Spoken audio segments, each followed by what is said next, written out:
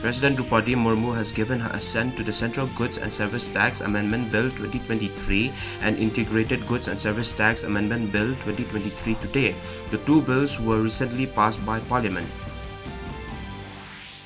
Prime Minister Narendra Modi has expressed his happiness over Meghalaya's pineapple receiving due recognition in domestic and international markets. Prime Minister Narendra Modi has said that India's digital public infrastructure offers scalable, secure and inclusive solutions for global challenges. He was virtually addressing the G20 Digital Economy Ministers meeting in Bengaluru today.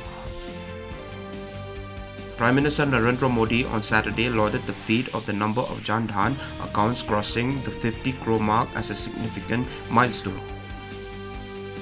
In cricket, India defeated Ireland by 2 runs via DLS method in first T20 international to take a 1-0 lead in the 3-match series in Dublin yesterday.